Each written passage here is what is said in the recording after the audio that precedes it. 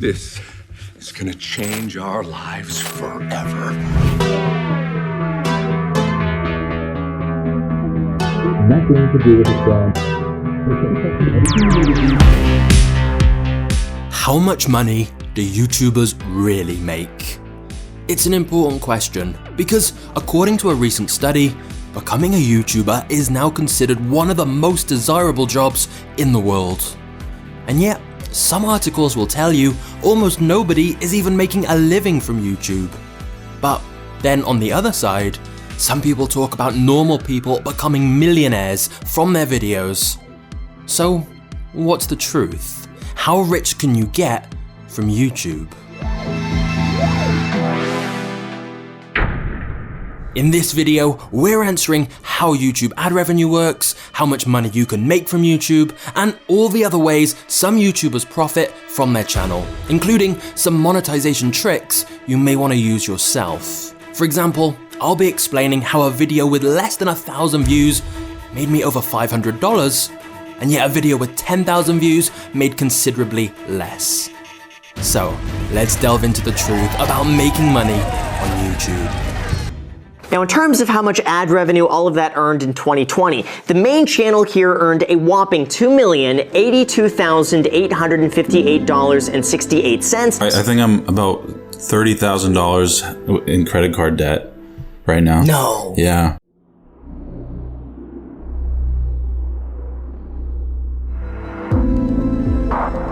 Both of these two great YouTubers have fairly similar audience sizes, with several million subscribers. So, how can they be in such different financial positions? One a multi-millionaire, one in credit card debt. And of course, it's not just these two. There is a divide all across YouTube, where some creators seem to have incredibly glamorous, luxurious lifestyles, whilst others talk about struggling to even pay their bills.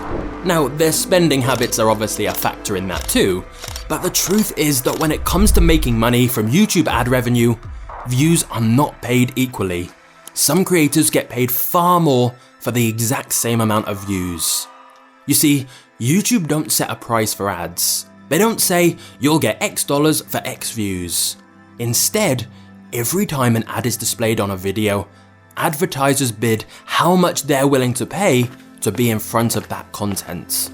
Which means that for certain types of videos, advertisers will pay much, much more. Let's go back to our example of Graham Stephan and Laugh. The reason Graham's ad revenue is considerably higher is because he talks about finance and investing, topics which advertisers are willing to pay much more to be in front of. That's typically because if you're selling something finance related, you often have higher profit margins, and you also know that anyone watching a finance video is very likely to be interested in what you're selling. Whereas Laugh's channel was pranks and now vlogs. To advertisers, those aren't the types of videos that they want to pay a lot to be in front of. They don't fully know who's going to be watching those type of videos, and they don't really relate very well to any particular products or services. So, when it comes to YouTube ad revenue, the riches are in the niches. Certain types of videos are simply much more valuable to advertisers, and so they will earn far more.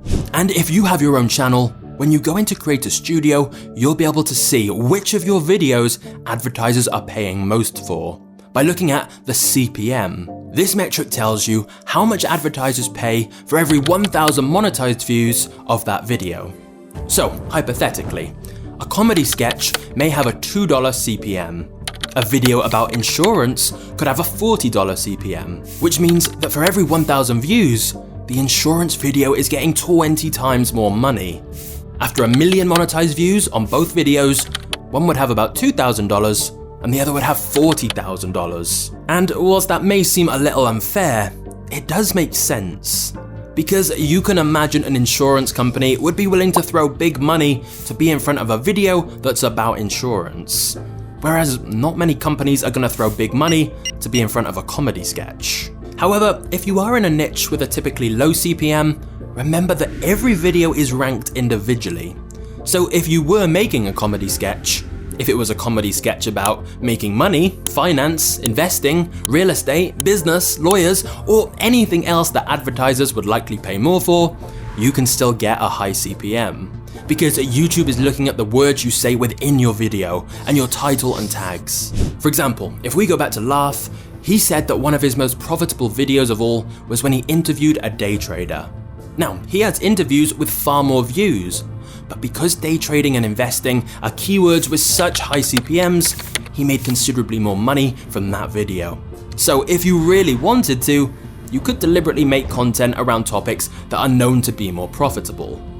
This meme perhaps sums it up best. You are making $500,000 and you were only gonna pay me 30? You're getting 30 grand? I'm getting 1,000! But you guys are getting paid? But that's not the full picture. Advertisers don't just pay more for certain topics and keywords. They also pay more depending on who the ad is being shown to. For example, most advertisers will pay considerably more for views from people in first world countries, especially America and the UK, simply because they know people in these countries typically have a higher amount of disposable income to spend on their products and services. After all, it's a bit pointless running an ad for a $500 product in countries where the average citizen could never afford that. In fact, because of the large amount of data Google has on most people, advertisers can target their ads based on a huge amount of different factors, even things like interests and estimated household income. So, the amount a YouTuber earns is not just based on what their video is about, but also who is watching it and how much advertisers are willing to pay to be in front of those types of people. Because advertisers will bid more to be in front of certain demographics and topics, which will drive the CPM up, so the creator earns much more money. And so you can see why a site like Social Blade that tries to estimate YouTuber earnings is never going to be accurate.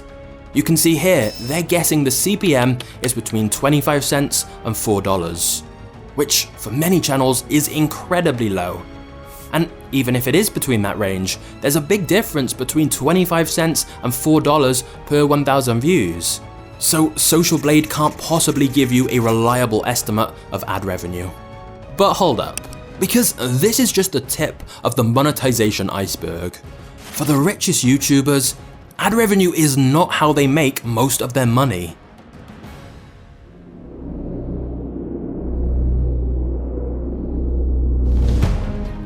If you want to make a full-time income from YouTube, ad revenue should never be your main revenue stream. It's too unpredictable, and quite frankly, there are better ways to make more money. Here's what you need to remember. Attention equals money. If you have people's attention, people who are watching your videos and liking your content, then there are countless other ways you can monetize. For example, did you know that one of the richest YouTubers in the world is 9-year-old Ryan Cagey? Some estimate his revenue to be around $30 million a year. But that's not because of ads. It's because he's set up other revenue streams through his channel. The beauty is, anyone can do this, even with a very small audience. And let's start with method 1. Affiliate marketing. Even if your channel has 0 subscribers, you can start monetizing right away with affiliate marketing. This is where you partner with businesses who have products or services your audience may like, and you promote them within your video. You'll get a unique affiliate link which you can put in the description, and every time someone buys through your link, you'll get a commission from the sale. You don't have to deal with making the product, shipping it, managing it, customer support, anything. Just make sure it's a great product you think your audience will genuinely like, and then you can promote it and get commission on every future sale made through your link, even months or years later after posting the video. You can find products to promote through affiliate marketplaces like ClickBank, but you can also try reaching out to businesses directly if there's something specific you want to promote. As for how much YouTubers can make with this, it varies wildly.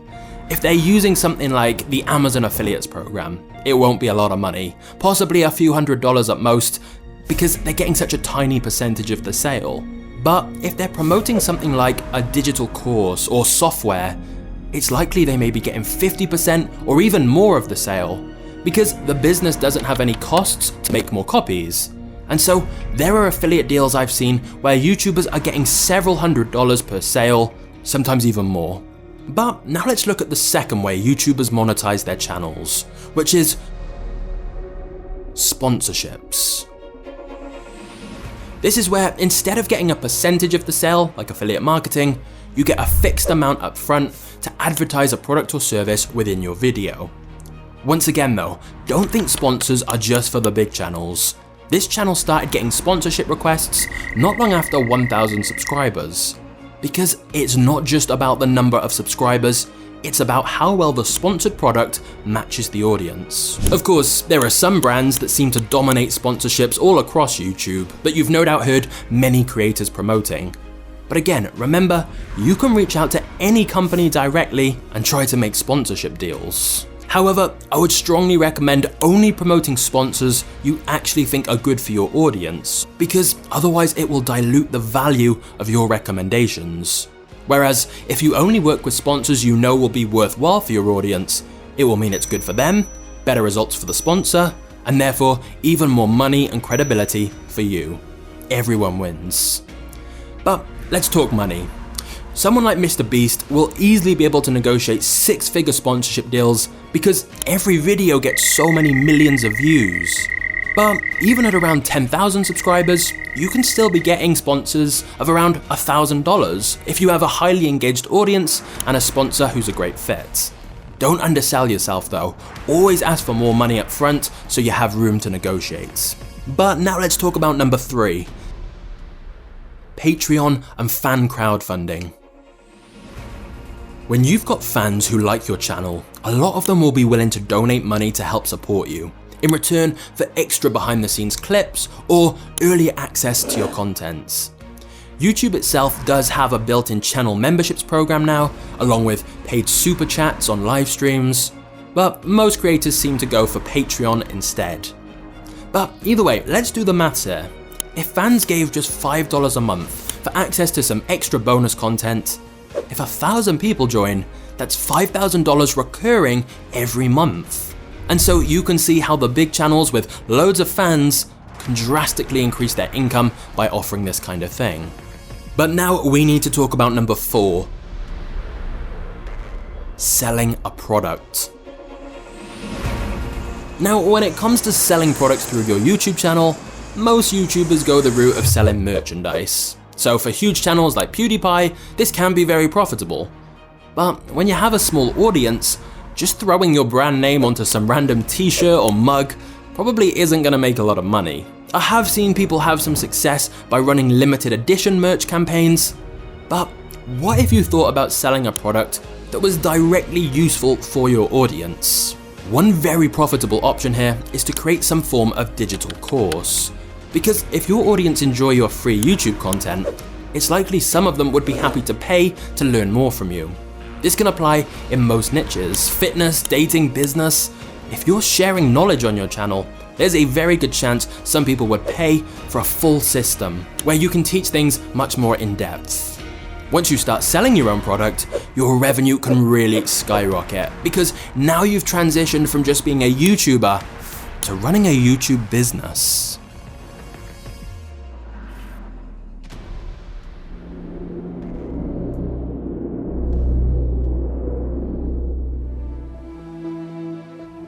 On this channel, I use the word magnate a lot, which just refers to someone very wealthy and successful within business. But sometimes I also use the term YouTube magnate, which means someone who combines YouTube and business together. Stick with me here, because this is how you genuinely can become a YouTube millionaire. Stop viewing your YouTube channel as a hobby or a job. Instead, think of it as a business.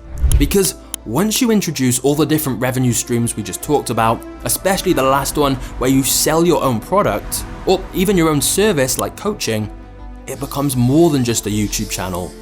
The YouTube videos become free marketing for the products and services that you're selling. And that's where the real big money is.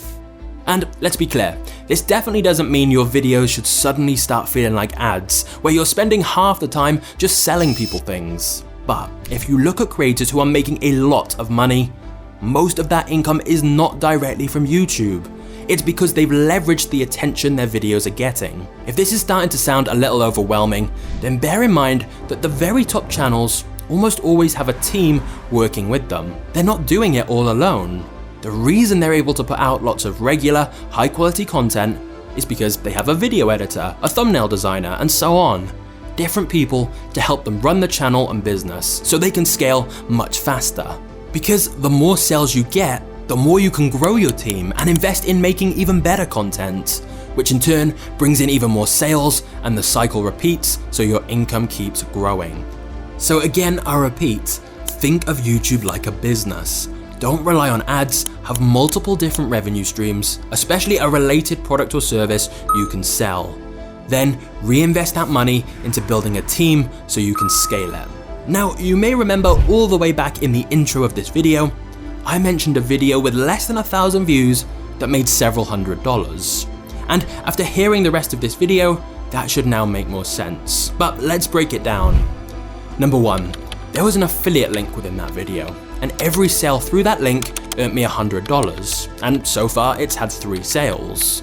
But number 2, there was also a link to the sales page for our own digital product, a course called the YouTube Business Blueprint, and we were able to track that one of the sales for that came from this particular video.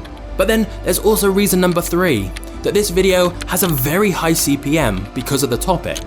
So if this video does take off and get more views, every 1,000 monetized views would be worth this much. So if it got 100,000 monetized views, it would make this much from ads alone. Now remember, not every single view will be monetized, but hopefully you can see that you don't need millions of views to make a lot of money on YouTube.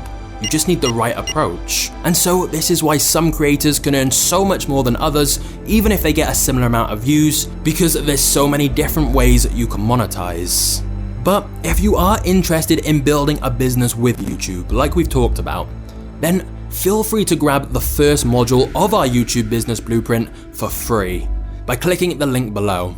I'm not sure how long left we will be giving this away for free, but if the link is still there when you're watching this, you can get it and you'll learn all about this stuff in much more detail so you can get started yourself. But now, if you're wondering who the richest YouTubers of all actually are, you can click on the video on screen now for a list of the top 10 along with how much money they make. Or alternatively, maybe you want to know how the YouTube algorithm works, in which case check out this video right here. I hope you enjoy, and I will see you next time.